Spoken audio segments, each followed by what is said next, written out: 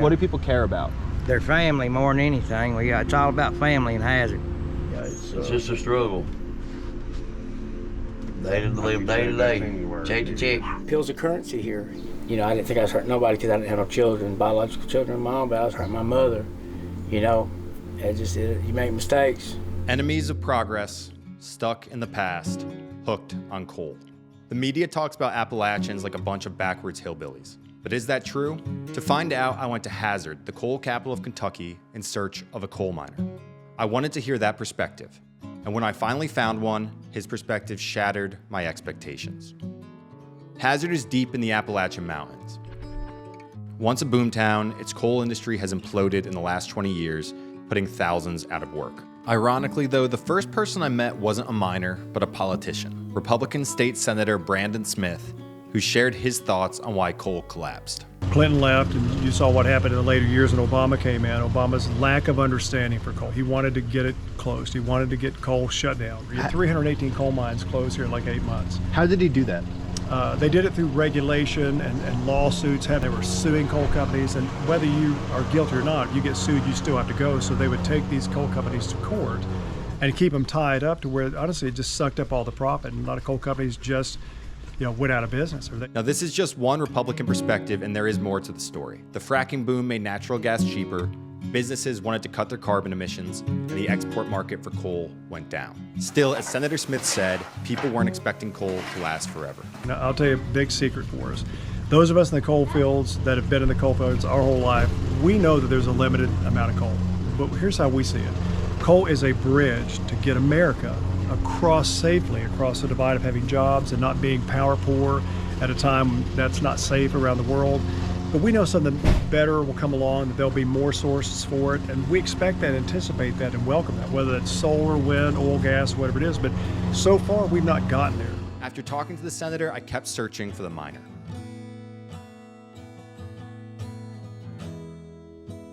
Vitamins and history books. And as I pulled over speaking to people on the street, people kept telling me about the toll coal's collapse had taken on Hazard. I think this place has been left behind, kind of. You know, like you go to a big city away from here and they're like 10 years ahead of time, and we're kind of not, we don't got everything that these other towns has got yet, but it is gradually growing, and it's growing for the good. Yeah, it's all about family and Hazard. Work, take care of kids, and mind your own business. That's how Hazard is. I've heard mixed things. Some people say there is work. A lot of people say there's not much. No, ain't much work unless you do fast food, you know. What about coal? It used to be big in Kentucky. Now it's a forgotten thing, you know. Yeah, that's how everybody made their money, was coal, but it's all gone. And a lot of people suffer because of it. Yeah. It's hard. It's hard around here. It really is. There's a lot of homeless people that walk the streets. Drugs is a bad issue in Hazard, yeah. What kind of drugs? Just pain pills, prescriptions. Really? Now heroin's starting to be a bad thing. What do you think for your kids? What do you hope for them in the future? That they go to school, go to college and make something, you know, to get out of this place, yeah. Our oldest is going to the Marines. She already enlisted. Wow. And it breaks my heart. It's a bad time. It's a bad time for her. Yep. You can say hi. Is that her in there? Yeah, that's her, yeah. You mind if I talk to her? No, go ahead. She just signed it. Who signed her That's papers? me. All right, you just signed your papers. You're going into the Marines. Yes. How old are you? 17. So you can join at 17. You can sign at 17, but you can only join after you graduate high school or get a GED. Okay. Yep. Why'd you decide to go to the Marines? It seemed like the best opportunity for me, you know. College is expensive, and I was going to join the military initially, but I seen the Marines, it caught my eye, and I never looked back. Today, Hazard's poverty is endemic. The average household income is around $15,000, and people have to hustle to survive. Ain't no work around here for nothing. What do people do here to get money? Work as much best they can. The best they hustle. Yeah, hustle, really. Hustle. I work for myself. I do a little bit of everything. I'll wash your dishes if it pays good enough. Cut weeds, trim trees, build, carpenter, anything. Anything. McDonald's pays what, like $10 an hour Shoot, now? some of the restaurants pay better. But they than don't most. give you 20, 25 hours a week though. It's just a struggle. They live day to day, check to check. Day to day. Now, if you're enjoying this video, this is just the first in a series of videos about Appalachia. This is a region the media constantly stereotypes, lies about, and spins. We are here to tell the truth. If you support that mission, please subscribe. But most of the jobs that ain't fast food or working in a retail store, there's just nothing else left, you know. All the theaters is gone but one, the skating rings are gone, so everything that it used to have is gone now. For generations, politicians have come here and promised change. President Lyndon B. Johnson launched the war on poverty nearby, and in 1999, Hazard is where Bill Clinton began a tour of Left Behind America. To give every single hardworking American family the chance to participate in the future we're trying to build for our country. Clinton called on companies to invest in Hazard, yet as we continued our search for the miner, what we kept hearing was that in the last 20 years, it wasn't investment that arrived, but drugs. Here, this is like the pill capital of the world. Pills are currency here, you know. I mean, just straight up. It always has been since it's like a currency. Hazards County recently led the nation in overdose rate. So pills are still a big thing now, or is it? No, I don't think it's meth. Yeah, I mean, it's took over. Meth didn't hit here for years. You know, it was over on the interstate. It's probably about the last 5 years. Really hit hard here. I mean, everywhere, all over. This man, who I met on his porch, told me how substance abuse wrecked his life. Methadone and Xanax was my cocktail I liked. Methadone and Xanax. It's kind of a speedball, but it killed a lot of people, you know. Now, he says, a new drug, Flocka, which is like bath salts, is coming around. Well, that kid that I found had Flocka in the system, man. What's that? It makes them bow, like up. I mean, they'll bow, their whole back will be, their head will be against the wall, and then their butt, but their back will be, it's crazy. What do you call it? Flocka. And I don't even know why anybody wanted to be, I mean, it makes you, like, your body contort to, like, inhuman. And listen, when he was laying down, he was laying on the floor, this guy coming down, an addict coming up there, his jaws are ratchet. And he said, "Man, call 911. He said, the boy's name was Dion. He won a state championship here. He played football with my nephews. You know, man, manners, polite. He worked for me years ago. And there was a guy sitting on his porch. I said, "Man, is Dion okay?" He said, "Yeah, he's in there snoozing." I thought, well, I better look. I opened that door and he's laying on the floor. His body's this way, his lower unit's that way, and his head, he was looking straight up at the ceiling, gnats flying in and out of his mouth. I said, "Man, you're not, that's ignorant, man. He's in there dead, man. Why would you let him lay in there on the floor dead like that?"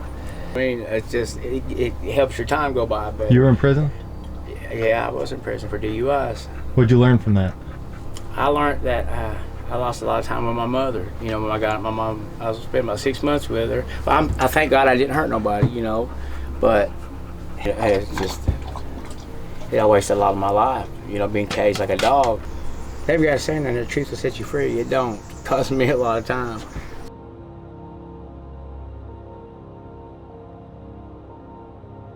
Of all the people I talked to so far, none was a coal miner, but all talked about coal. And everyone said I needed to see La Citadelle, a resort that drew coal executives from around the world until the 1990s to understand Hazard's plight. You've told us to check out the Citadel, which is an old, massive luxury hotel, now abandoned, on top of a mountain here. And I think I found it by looking at the Google Earth view of here. You can't find it on Google Maps, you can't find that address. Now this building is a perfect testament to what Hazard once was and what it is now. Now this was never a rich area. However, relatively, when the coal was booming, this place attracted huge, wealthy business people. Breakfast would cost up to $250 per person. And they had a view of the beautiful mountains around there. Today it is dead empty, abandoned. Now, while I heard a lot of pessimism, driving around and speaking to people, I also heard a lot of optimism. You know, they help anybody they can. You know, you can go down to Rebound Center where I go, we have our meetings and stuff. I mean, they got so many sober living homes now for people that's been on drugs, you know, like me, and been recovering addicts, you know what I'm talking about? And it's just, town's got wonderful. And in Hazard anymore, they've always got something going on down there, a giveaway. And I work Kentucky Fried Chicken. Okay. I've been working there 2 years since I come clean. All right. That's great. 2 years. Yeah. Congratulations on that. Thank you. You'd look at it differently if you're not from here. It's kind of like a small little town. Everybody knows everybody, but we got a lot of small businesses like in town now. Like we ain't got like big organizations from like other places coming in here, like Chick-fil-A or nothing like that. But we got like a lot of little thrift shops and stuff that everybody's supporting supporting the community really well. So. We see people that move in here, and it's not that they're chasing jobs. In the past, we saw people go to Ohio for employment, the Rust Belt, they've gone to the Carolinas. People are moving in here now that already have tech jobs or a job that's portable. And so they come here because they do. They want to stand out in their yard like we're doing today. I've been playing my kids all day and not have to constantly be in fear. I think there's a lot of hope for us rural areas. After talking to over a dozen people, I hadn't met a single coal miner. And on my way out of town, I'd almost given up. But then I spotted a car show in a Walmart parking lot near the highway. I pulled over. Sir, is this your car? Your car? We're making a YouTube video. Can you tell us a little bit about it? Oh, God dang it. He knows more than I do. All right. What are you looking at? What are we looking at here? It's 85 Grand Prix. I bought 10,000 miles for her about 30 years ago. I mean, Kentucky's famous for cars. Why do you think Kentucky has such a strong car culture? I don't know. It's old bus mechanics like myself. You're a mechanic? Oh, all my life. Worked the coal mines underground. I'm a mechanic then, and I mechanicked on cars all my life. Coal business was the best money. You know, in 1980, I was making $150 a day. In 1980. Wow. As a mechanic in the coal mines? Yes, sir. Yes, sir. I worked in, like the last 2 years I worked in 20-inch coal. That's probably okay. You had to crawl. And you couldn't get up, you couldn't walk, you couldn't crawl, you couldn't do anything. You had to just scoot yourself around. Was that scary? No. I enjoyed it. So you're making $150 a day back in 1980s. Yeah, I mean, that's great money. At that time, it was. Yeah. And that's where the money was at, you know. Kids back then, you get a job working anywhere, $1.50, $2 an hour, maybe $3 an hour. I couldn't deal with that. Again, like I said, I knew I could mechanic, and I went to a coal operator, and I told him, I said, I need a job. And I said, I can do this, this, this. And he said, well, if you can do this, he said, I'll pay you this. I think my first job at the coal mine was like $12, $15 an hour back to 70s. But well, even now, we've been talking to people around here. A lot of people say that since the coal left, there's not many jobs, and the jobs that you do find are often minimum wage, which is only $7.25 an hour. Yeah, they're cheap jobs.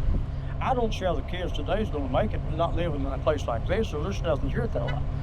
I told my kids when they got out of college, I said, move, take your education and sell it where it makes the most money. So my son went to California, of course.